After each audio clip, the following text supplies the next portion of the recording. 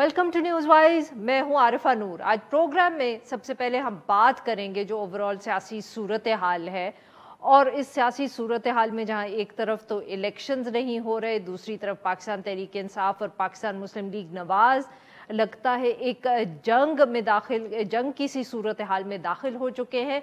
मगर अब यहाँ थोड़ी सी एक उम्मीद की किरण भी नजर आई है। कहा जा रहा है कि शायद अब इन दोनों जमातों के दरमियान बर्फ पिघल सकती है। और ये हमने देखा जब जो 2 छुट्टियां अभी गुजरी हैं तो उनमें जमात इस्लामी की तरफ से ये कोशिश की गई दोनों जमातों से गुफ्तगू करने की, बात करने की, और एक मुस्बत से पैगामात दोनों तरफ से सामने आए हैं कि मुज़ाकरात के लिए दोनों जो साइड्स हैं वो आमादा नज़र आ रही हैं। अमीर जमात इस्लामी सिराजुल हक साहब ने ये जो कोशिश थी इन्होंने उसका पहले ऐलान किया, और छुट्टियों के जो 2 दिन थे वो शहबाज शरीफ साहब वज़ीर आज़म पाकिस्तान उनसे मिले, और फिर पाकिस्तान तहरीक इंसाफ के चेयरमैन इमरान खान साहब से भी उन्होंने अलग अलग इन दोनों से मुलाकात की। और कहा यह जा रहा है कि दोनों जो लीडर्स थे उन्होंने मुस्बत जवाब दिया है, और उन्होंने इस बात पे इत्तफाक किया है कि जमात इस्लामी के ज़रिए से जो मुज़ाकरात हैं वो दोनों करने को तैयार है। इसी हवाले से पाकिस्तान मुस्लिम लीग नवाज ने एक मुज़ाकरात की जो ज़िम्मेदारी है अयाज सादिक और साद रफ़ीक को दे दी है। पाकिस्तान तहरीक इंसाफ ने परवेज़ खटक साहब, महमूद रशीद साहब और एजाज चौधरी पे मुश्तमिल एक 3 रुकनी कमेटी बना दी है। और अब देखना यह है कि ये कब आपस में बैठेंगे या बात करेंगे, या जमात इस्लामी से इनके आने वाले दिनों में मीटिंग्स होंगी। मगर इसके साथ साथ दूसरी तरफ जो इलेक्शंस का मामला है उसको अगर सामने रखा जाए तो दोनों तरफ से जो लफ्ज़ी गोलाबारी है वो अब भी जारी है। सबसे जो हम कह सकते हैं अहम बयान था जिसके ऊपर बहुत आजकल गुफ्तगू भी हो रही है वो राना सनाउल्लाह साहब वज़ीर दाखिला का था। उन्होंने गुज़िश्ता रोज़ कहा कि इमरान खान साहब जितना भी जोर लगा लें पंजाब असेंबली के इलेक्शंस 14 मई को नहीं हो सकते हैं। उन्होंने कहा कि पूरे मुल्क में एक ही वक्त पे मुकर्ररा वक्त पर इंतखाबात होंगे। उन्होंने मजीद ये भी कहा कि स्टेट बैंक के कोई अगर ऐसे अफसर है जिन्होंने इंतखाबात के लिए रकम दी तो उनको रिकवरी का सामना भी हो सकता है, और उन्होंने कहा कि इतनी बड़ी रकम है कि फिर ये अफसरान जो हैं सारी उम्र इसकी अदायगियां करते रहेंगे। फवाद चौधरी साहब ने रद्द अमल दिया इसके ऊपर, और उन्होंने कहा कि वज़ीर दाखिला जो है वो खुली धमकियां दे रहे हैं चीफ जस्टिस साहब को, और उन्होंने कहा कि हुकूमतों से मुतल्लिक उन्होंने सदर मुमलिकत को ख़त भी लिख दिया है जो केयर टेकर गवर्नमेंट्स हैं कि उनकी आइनी मुद्दत अब मुकम्मल हो चुकी है क्योंकि 90 रोज़ का दिन गुजर जाएगा, तो उसके बाद इन निगरान हुकूमतों की कोई अहमियत या कोई कानूनी जो वक़्त है वो नहीं होगी। आज भी पार्लियामेंट का इजलास हुआ, बार बार ये खबर आ रही थी कि आज भी कोई अहम जो कानून है वो पास ना हो, अभी तक तो ऐसी कोई इत्तला नहीं आई। मगर वफाकी काबीना का इजलास हुआ, उसमें एक दफ़े फिर जो फंड्स थे उनकी इजाज़त दे दी गई, मगर जो कानून था इस हवाले से उसको पार्लियामेंट में भेज दिया गया। स्टेट बैंक ने भी पैसे एलोकेट कर दिए हैं, मगर वो रिलीज सिर्फ तभी होंगे जब पार्लियामेंट से इत्तला आएगी। इस सारे मामले पे गुफ्तगू करने के लिए आज हमारे साथ मौजूद है असर साहब, साबिक स्पीकर है नेशनल असेंबली के और सीनियर रहनुमा Pakistan Tehreek Insaf. Welcome to the show sir. जी असद कैसर साहब, सर बताइएगा कि ये जो जमात इस्लामी की तरफ से कोशिशें हो रही हैं, मुज़ाकरात के लिए टीम्स बना दी गई हैं दोनों तरफों से, पर सर कितनी उम्मीद हम रखें, कितने संजीदा है, और क्या आपको लगता है कि इसमें से कोई फायदा होगा? देखिए, जो हुकूमत एक्शंस कर रही है उससे तो कोई असरात नहीं नजर आ रहे। वो उसकी जो प्रैक्टिकली उसकी गिरफ्तारी जारी है, हमारे खिलाफ इंतकामी कार्रवाई जारी है। फिर जो जिस तरह भी आपने अपने इंट्रो में कहा है कि एक तरफ जो है ना वो सोच रहे हैं कि किस तरह एक इलीगल इंटरम गवर्नमेंट को जो है ना मजीद टाइम दे, तो ये इस तरह नहीं हो सकता। ये तब होगा जब विन विन सिचुएशन होगी और जब हुकूमत सीरियसली सोचेगी कि हम इस मुल्क को इस क्राइसिस से निकालने के लिए हमें कोई मुज़ाकरात में बैठना होगा। तो हमें हुकूमत की तरफ से कोई संजीदगी नजर नहीं आ रही है। बाहर के मौसमी जो एफर्ट शुरू किए हैं हम इसको अप्रिशिएट करते हैं और देखते हैं कि वो कितने हद तक जो है ना इस एजेंडे को आगे बढ़ाते हैं। अगर संजीदा बात हुई और संजीदगी से इसके ऊपर जो है ना तो तहरीक इंसाफ जो है ना 2 कदम आगे होगी, लेकिन शर्त ये है कि جو بھی مذاکرات ہو وہ قانون اور آئین کے اندر ہو۔ اسد خیر صاحب، یہ بتائیے گا کہ آپ نے یہ جو بات کی کہ سنجیدہ مذاکرات ہوں، تو سر پاکستان تحریک انصاف یہ کیسے فیصلہ کرے گی کہ یہ والی جو آفر تھی، چاہے وہ حکومت سے آئے یا جماعت اسلامی سے آئے یا پاکستان پیپلز پارٹی سے آئے، کہ یہ والی سنجیدہ ہے اور یہ غیر سنجیدہ ہے؟ سر یہ آپ کس طرح فیصلہ کر رہے ہیں؟ کیا مطلب کہ آپ کو کوئی خبر کہیں دوسری طرف سے آ رہی ہے جس کے بیسس پہ، یا جب آفر آتی ہے تو اس پہ بھی آپ دیکھتے ہیں کہ وہ کیا کہہ رہے ہیں یا نہیں کہہ رہے؟ نہیں، اصل میں یہ ہے کہ ہمیں جو حکومت کے اقدامات نظر آ رہے ہیں تو اس میں ہمیں اندازہ ہو رہا ہے ٹائم پاس کرنا چاہتے ہیں، یہ کچھ ٹائم گین کرنا چاہتے ہیں، اور یہ کسی صورت میں جو ہے نا کوئی ایسا ماحول بنانا چاہتے ہیں، اور شاید میں تو شاید کہہ سکتا ہوں کہ یہ ان کی خواہش ہے کہ ملک میں کوئی غیر آئینی اقدامات ہو جائے، اور یہ ملک کے لیے جو ہے نا بہت بڑا المیہ ہوگا۔ ہم نے اسد صاحب یہ بتائیں بھی تو صحیح ہے، غیر آئینی اقدامات اور کن کا خدشہ ہے آپ کو؟ الیکشن 90 دن میں نہیں ہو رہے، یہ کافی نہیں ہے؟ ہاں دیکھو، وہ تو 100% غیر آئینی ہے، غیر قانونی ہے، اور انہوں نے سپریم کورٹ کے فیصلے کو بھی بالاتاق پہ رکھا، اور سپریم کورٹ کے فیصلے کو جو ہے نا یہ مذاق بنا رہے ہیں، اور مجھے امید ہے سپریم کورٹ اس کا سیریس نوٹس لے کے ان کے خلاف جو ہے نا کنٹیمپٹ ڈالے گی اور ان کی حکومت۔ لیکن مجھے جو ڈر ہے یہ بیسیکلی، ایک تو حکومت چاہتی ہے کہ اس کو کوئی شہادت کا رتبہ ملے اور کوئی انہونی ہو جائے، اور کوئی مطلب جو انکانسٹیٹیوشن کوئی اس کے سر مارشل لاء کی طرف اشارہ دے رہے ہیں آپ؟ جی جی جی بالکل، میں یہی ان کی خواہش ہے، کیونکہ ان کو دیکھو، ان کو ملک کی کوئی فکر نہیں ہے، ان کو جو ہے نا ملک جائے بال میں، لیکن ان کو حکومت ہو، ان کو جو ہے سہولت ہو، اگر سہولت نہ ہو تو ملک کی کوئی پرواہ نہیں کرتے۔ دیکھیے، ہم سمجھتے ہیں کہ ہمیں اپنے پالیٹکس کے طرف کر سکتے ہیں۔ تو سر آپ کے معاف کریے گا آپ کی بات کاٹی سر، بٹ آپ کیا کر سکتے ہیں اگر آپ کو لگ رہا ہے کہ دوسری سائڈ جو ہے وہ تو چاہتی ہے مارشل لاء، تو یہاں کوئی آپ کے رویے میں کوئی فرق آ سکتا ہے جس سے آپ یہ روک لیں فیصلہ ہوتے ہوئے؟ دیکھو، ہم نے تو ویلکم کیا جماعت اسلامی کی جو قیادت ملی ہے عمران خان کو، ہم نے تو کہہ دیا ہے کہ ہم بالکل چاہ رہے ہیں، ہم نے آمادگی بھی ظاہر کی ہے، آل پارٹی کانفرنس ہوگی تو اس میں ہم شامل بھی ہوں گے، اور ہمیں پارٹی نے کمیٹی بھی بنائی ہے جس میں فلسفی صاحب اور کے نام بھی دیے۔ یہ سنجیدگی کا ہے کہ ہم اس میں سنجیدہ ہے، اس میں جو ہے نا پورا پارٹیسپیشن چاہتے ہیں، اور چاہتے ہیں کہ یہ ملک آگے بڑھے، مذاکرات ہو اور قانون کے مطابق جو ہے نا اقدامات ہو، تاکہ ہمارے ملک جو ہے نا جو آنے والا کل ہے وہ محفوظ ہو۔ اچھا اسد صاحب یہ بتائیے گا کہ پاکستان پیپلز پارٹی کی طرف سے بھی سنا ہے کہ کچھ ہم کہہ سکتے ہیں کہ فیصلے ہو رہے ہیں، حرکت ہو رہی ہے کہ سارے آپس میں بیٹھیں اور اکتوبر سے بھی انتخابات آگے نہ جائیں، کیا پاکستان پیپلز پارٹی یا پی ڈی ایم کی کسی اور جماعت نے آپ سے رابطہ کیا ہے؟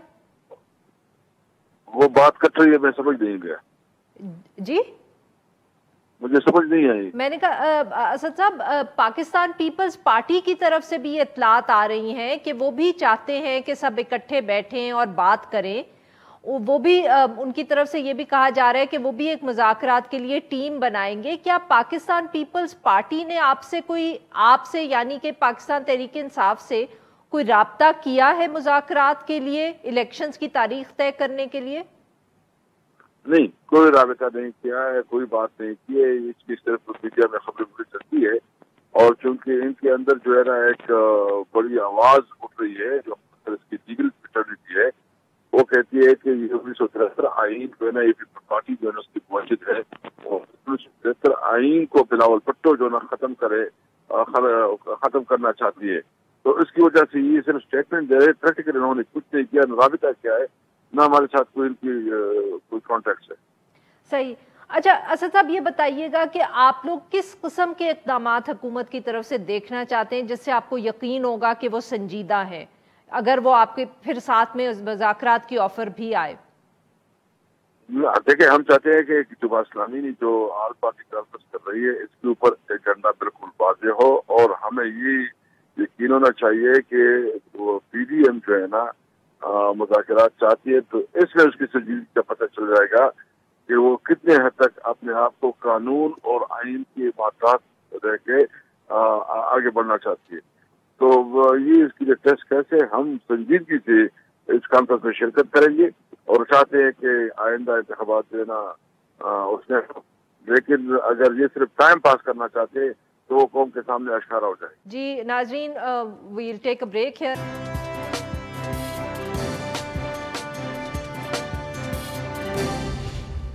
ویلکم بیک ناظرین، ہم گفتگو کریں اسد کیسر صاحب سے. جی اسد صاحب، معاف کریے گا آپ سے لائن ڈراپ ہو گئی. سر پوچھئے رہے تھے کہ کون سے ایسے اقدامات ہیں یا اشارے ہیں جو حکومت کی طرف سے اگر آئے تو آپ کو لگے گا کہ وہ سنجیدہ ہیں سارے معاملے پر؟ دیکھیے ابھی آپ دیکھ رہے ہیں آزاد کشمیر میں جو ہمارا مینڈیٹ ہے، جو ہمارے اس وقت 52 میں 31 ہمارے ممبرز ہیں، وفاقی حکومت جو ہے نا اپنے اثر رسوخ کو اپنے وسائل استعمال کر کے، اور وہاں کی جو پریزیڈنٹ ہے جو پاکستان تحریک انصاف جو ووٹ سے بنا ہے، اس کے ساتھ ساز باز کر کے انہوں نے ہماری حکومت کے خلاف جو ہے نا فارورڈ بلاک بنائی اور اس کو ختم کرنے کی کوشش کر رہے ہیں. تو ایک طرف آپ مذاکرات کی بات کر رہے ہیں، دوسری طرف ہماری مینڈیٹ کو آپ تسلیم نہیں کر رہے ہیں، اور ہمارے مینڈیٹ کو ختم کرنے کے لیے آپ کو امورل اور انلیگل جو ہے نا اقدامات کر رہے ہیں. تو اس پہ آپ کیسے سوچا جا سکتا ہے کہ یہ کوئی سنجیدہ ہے مذاکرات کے لیے؟ سر یہ کون کر رہا ہے؟ کس کو کہہ رہے ہیں آپ؟ کون کر رہا ہے یہ سب؟ یہ وفاقی حکومت کر رہا ہے اور وہ اپنے تمام اداروں کو استعمال کر رہی ہے. کون سے ادارے سر؟ کچھ ہمیں بھی تفصیل بتائیں. جو ادارے آپ کو پتا ہے ABCD جتنے بھی ادارے ہیں وہ سارے ادارے جو ہے نا ایکشن میں ہیں. اور ہمارا پریزیڈنٹ نے اس خاص کر جو نا جو ہمارے پریزیڈنٹ ہے اس نے بدترین دھوکہ کیا ہے. اس نے اس کو جو مینڈیٹ دیا ہے، جو عزت PTI نے دی تھی، اس نے اس کو خاک پہ ملا دیا ہے. اور میں صرف یہ وضاحت کرنا چاہتا ہوں کہ یہ پریزیڈنٹ جو ہے نا ان کو پاکستانی عوام اور کشمیری عوام اور خاص کر جو ورثی پاکستانی ہیں ان کو انشاءاللہ اس کی جواب طلب بھی کریں گے. اور ان کے لیے، ان کے بچوں کے لیے ابھی پاکستان میں جو سچویشن ہے گھومنا پھرنا مشکل ہو جائے گا، کیونکہ ہر جگہ لوٹے اس کا استقبال کریں گے. اسد صاحب تو یہ بتائیے گا، آپ کی گفتگو سے یا جس طرح آپ نے بات کی اس سے لگ رہا ہے کہ اب کشمیر کی حکومت تو آپ نہیں بچا پائے. آپ اور پرویز خٹک صاحب وہاں گئے ہوئے تھے، پر آپ نے جتنی بھی کوششیں کی آپ اس میں ناکام رہے. سر کیا ہم یہ کہہ سکتے ہیں؟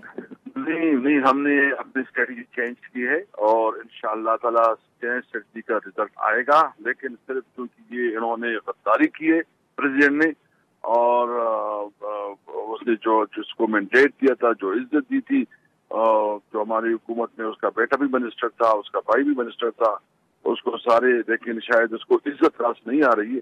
تو میں اس کے حوالے سے بات کر رہا ہوں. ادروائز انشاءاللہ تعالی کل جو ہے نا جو الیکشن ہوگا وہ تحریک انصاف جیتے گی. سر آپ مطلب کہ آپ نے اتنی گفتگو بھی کر لی، اس کے بعد آپ کانفیڈنٹ بھی ہیں؟ آپ کہہ رہے ہیں کل الیکشن بھی آپ جیت جائیں گے؟ وہ پورے سارے ادارے لگے ہوئے ہیں، وفاقی حکومت لگی ہوئی ہے، آپ کے آدمی بھی ان کے ساتھ لگے ہوئے ہیں، پھر کیسے آپ کل الیکشن جیت جائیں گے؟ دیکھیں اس وقت ہمارے نمبر جو ہے، ہمارے نمبر ہے اپوزیشن کے پاس ٹوٹل نمبر 20، اور یہ جو ہمارے پریزیڈنٹ ان کے بیٹا، بھائی اور ایک اور 3-4 لوگ ہیں. تو باقی ہماری پارٹی جو ایک دو انہوں نے غائب کیے ہیں، آگے پیچھے انہوں نے غائب کیے، اس کو کہیں اغوا کیے ہیں، وہ جو ہے امید ہے وہ خود نکلیں گے اور ان کے خلاف جب وہ اسمبلی میں آئیں گے تو ان کے خلاف ووٹ دیں گے. اور اگر وہ نہ نکلے سر تو؟ اور کیونکہ سر یہ پھر اگر وہ نہ نکلے تو پھر تو ہوگا برابر ووٹ ہوگی نا. اس وقت ہماری بھی جو ہے نا 24 ووٹ ہیں اور ان کی بھی 24 ووٹ ہے، تو وہ پھر ری پولنگ تک جائے گا.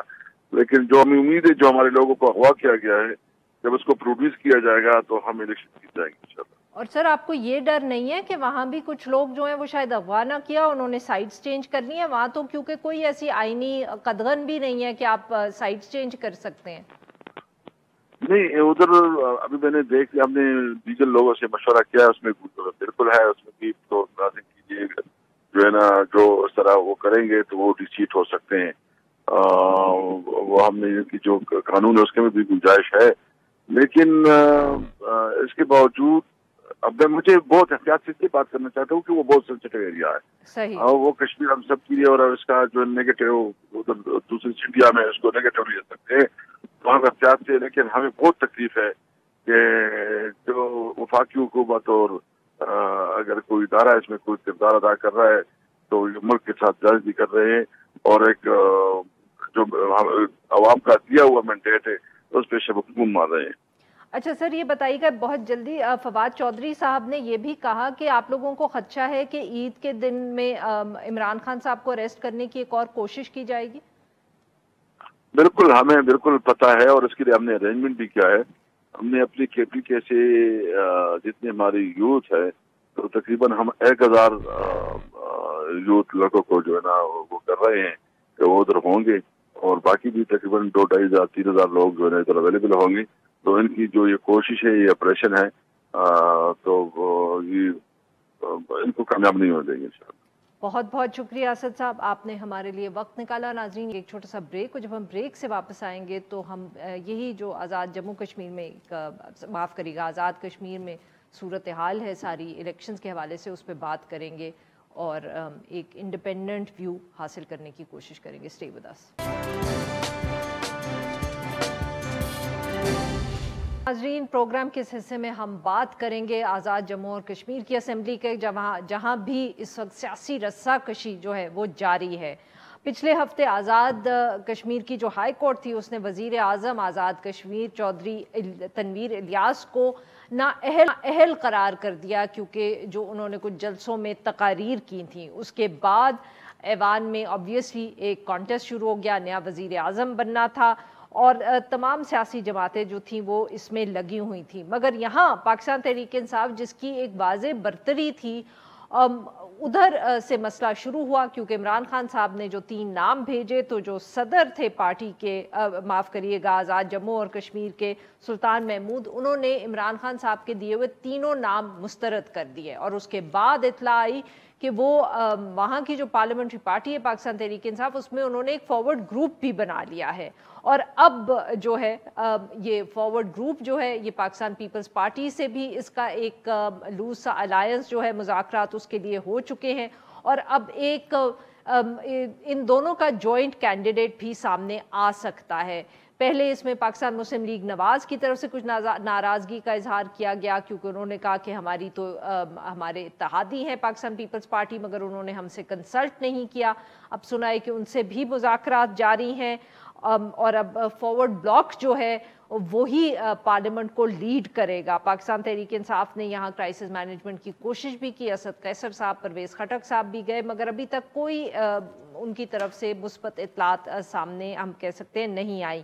آج بھی اجلاس ہوا، مگر کسی نتیجے کے بغیر ہی وہ آج ختم ہو گیا، اور کل اب دوبارہ جو ہے اجلاس بلایا ہے اور اس میں فیصلہ کیا جائے گا۔ اس سارے معاملے پہ گفتگو کرنے کے لیے آج ہمارے ساتھ موجود ہیں نقاش صاحب، نمائندہ ہیں ڈان اخبار مظفر آباد۔ ویلکم ٹو دا شو سر۔ جی طارق صاحب بتائیے، یہ کیا ہوا؟ راتوں رات فارورڈ بلاک بھی بن گیا، اس کی اپوزیشن سے ایک الائنس بھی بن گیا، واٹ از ہیپننگ؟ بہت شکریہ عارفہ۔ ایکچولی فارورڈ بلاک ابھی تک جو ہے وہ سامنے نہیں آ رہا، یعنی وہ بالکل اپنے آپ کو ایز اے گروپ ان نے ابھی میڈیا کے سامنے پیش نہیں کیا ہے۔ یہ جو لوگ ہیں رینیگیٹس جو ہیں، یہ ڈیفیکٹرز، یہ اس وقت ایوان صدر میں مقیم ہیں اور ان کو باہر کسی کے سامنے پیش نہیں کیا جا رہا۔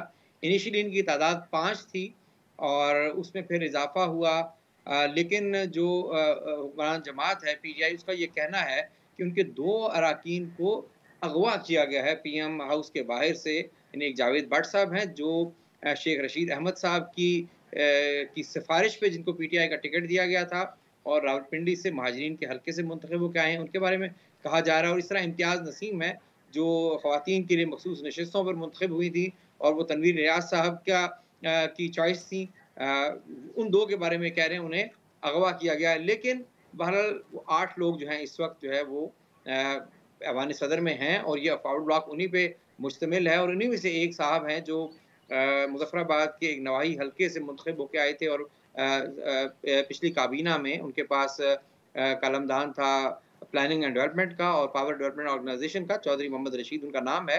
ان کا نام جو ہے ابھی صدر صاحب نے دیا ہے کہ وہ میرے کینڈیڈیٹ ہیں اس کے لیے، اور اگر کوئی ڈیل ہوتی ہے جو پیپلز پارٹی اور مسلم لیگ پہ مشتمل اپوزیشن سے ہے تو وہ چودھری رشید صاحب جو ہے وہ وزارت عظمیٰ کے امیدوار ہوں گے۔ لیکن ابھی تک آج چوتھا دن ہے، اجلاس روز جی ہوتا ہے اور ملتوی کر دیا جاتا ہے۔ ابھی تک جو ہے وہ دونوں جماعتوں نے باقاعدہ نہ ہی فارورڈ بلاک یعنی اپوزیشن نے باقاعدہ ڈکلیئر کیا ہے اپنا امیدوار، اور نہ ہی ابھی تک عمران خان صاحب جو ہیں وہ اپنا کوئی امیدوار جو ہے وہ ڈکلیئر کر سکیں۔ انہوں نے 3 نام ضرور دیے تھے اور اپنی پارٹی کو کہا تھا کہ آپ ان پہ کنسنسس ڈیولپ کریں۔ جو خواجہ فاروق احمد جو اس وقت سینئر موسٹ منسٹر کی حیثیت سے وزیر اعظم کے فرائض سر انجام دے رہے ہیں، اظہر صادق وزیر مواصلات تھے، اور تیسرے جو ہیں وہ اظہر صادق، خواجہ فاروق، اور تیسرا نام مجھے ابھی فوری طور پر ذہن سے اتر رہا ہے۔ اچھا طارق صاحب یہ تین نام بتائیے گا کہ یہ جو سلطان محمود ہیں، یہ کچھ ان کی طرف سے کیا اطلاعات آ رہی ہیں؟ کیونکہ کچھ لوگ کہتے ہیں کہ ان کو شروع دن سے یہ خوش نہیں تھے کہ چودھری تنویر کو بنا دیا ہے پرائم منسٹر۔ کیا یہ وجہ ہے یا کوئی اور وجوہات ہیں؟ یہ فارورڈ بلاک بنا کس بیسس پہ ہے؟ کوئی ناراضگی، کوئی وجہ؟ پھر پاکستان پیپلز پارٹی سے بھی فوراً ان کی گفتگو ہو گئی، کوئی وجہ بھی تو ہوگی۔ دیکھیے ایک وجہ تو obviously یہی ہے، سلطان محمود صاحب کو بہت رنج تھا اس بات کا کہ جو تیسرا نام میں بتا دوں وہ انوار الحق صاحب کا تھا، جو اسپیکر ہماری اسمبلی کے سٹنگ اسپیکر ہیں۔ اینی وے جو رنج تھا ان کو کہ یہ انہوں نے پارٹی کو لیڈ کیا تھا جنرل الیکشن میں سلطان محمود صاحب نے، اور پارٹی اس پوزیشن میں آئی تھی کہ وہ اپنی حکومت بنا دے، تو عین وقت پہ جو ہے وہ اسی اسنا میں سردار تنویر الیاس جو ہیں وہ، جو کہ پنجاب میں بھی ایک وزارت کا قلمدان تھا، ان کے پاس عبوری حکومت میں، اور پھر بعد میں ان کے پاس ایڈوائزری تھی، وہ چونکہ آزاد کشمیر کی پالیٹکس میں آ چکے تھے، وہ سائملٹینیسلی اور پیرل انداز میں وہ ایکٹیو رہے پارٹی میں بندے لانے میں۔ تو یہ دونوں کا نام تھا، شاید یہ یا وہ، لیکن آخری وقت پہ دونوں کی امیدوں پہ اوس پھیرتے ہوئے عمران خان صاحب نے جو وزیر اعظم پاکستان تھے، ایک بالکل نئے شخص کو، نئے مراد یہ ہے کہ وہ وزارت عظمیٰ کے لیے بالکل ان ایکسپیکٹڈ تھے، ویسے وہ ماضی میں وزیر رہ چکے تھے، سردار عبدالقیوم نیازی، ان کو وزیر اعظم لایا، اور دکھ بہت تھا، بیرسٹر سلطان محمود کو بھی بہت زیادہ دکھ تھا، اور لیکن انہوں نے اس کا اظہار نہیں کیا، چونکہ اس وقت عمران خان صاحب پاکستان میں وزیر اعظم تھے، اور اب شاید انہوں نے سوچا ہے کہ یہ جو اپنے وہ سکور سیٹل کرنے کا مناسب موقع ہے، تو اور فضا بھی تھوڑی اچھا طارق صاحب، یہ رننگ آؤٹ آف ٹائم، یہ بہت جلدی سے بتائیے گا کہ 4 دن سے اجلاس ہوتا ہے، ملتوی ہو جاتا ہے، کیوں نہیں یہ فائنلی الیکشن کیوں نہیں ہو رہا؟ دیکھیے اس کی ایک وجہ تو یہی ہے کہ ادھر حکمران جماعت بھی ابھی تک حتمی طور پہ اعلان اپنے کینڈیڈیٹ کا نہیں کر سکی ہے، ایک دوسری طرف بھی جیسا کہ آپ نے خود بھی بتایا تمہیدی کلمات میں کہ کچھ آپس میں بھی ناراضگیاں تھیں۔ مثلا پیپلز پارٹی کے جو صدر ہیں چودھری محمد یاسین، انہوں نے ایک دن اپنے آپ کو ڈکلیئر کیا کہ میں I have been nominated as the joint candidate of opposition for this prime minister's office۔ تو اسی شام کو انہی کی پارٹی کے کو لیڈر جو لیڈر آف دی اپوزیشن ہے چودھری لطیف اکبر، انہوں نے اس کو ریفیوٹ کیا، ان کی جو اس کلیم کو، انہوں نے کہا کہ ابھی ہم نے یہ آپشن اوپن رکھا ہوا ہے۔ تو پیپلز پارٹی کے اندر بھی تھوڑا سا کوئی تناؤ کا معاملہ تھا۔ اسی طرح مسلم لیگ نون جو ہے اس کے اندر بھی ایوان کے اندر ایک تقسیم ہے، جو وہ بھلے تسلیم نہ کریں لیکن ایک تقسیم ہے۔ راجہ فاروق حیدر خان کے کچھ حامی اراکین اسمبلی ہیں، اور کچھ سٹنگ جو ان کے پریزیڈنٹ ہیں شاہ غلام قادر، تو ان کے اندر بھی ایک تقسیم ہے۔ آج یہی وجہ ہے کہ کل ان کے کچھ لیڈرز نے یہ ٹویٹ کیا کہ ہم مسلم لیگ نون کے لوگوں نے کہ ہم اپنا امیدوار لائیں گے۔ تو ان جماعتوں اپوزیشن کے اندر بھی بہت شکریہ طارق صاحب، آپ نے ہمارے لیے وقت نکالا۔ ناظرین یہاں پہ لیں گے ہم ایک چھوٹا سا بریک، سے واپس آئیں گے تو ہم بات کریں گے جو ڈان کی ایک سٹوری کا ذکر کریں گے جس میں ووٹرز کی ایج کے حساب سے انہوں نے کچھ تفصیل پرووائڈ کی تھی۔ Stay with us.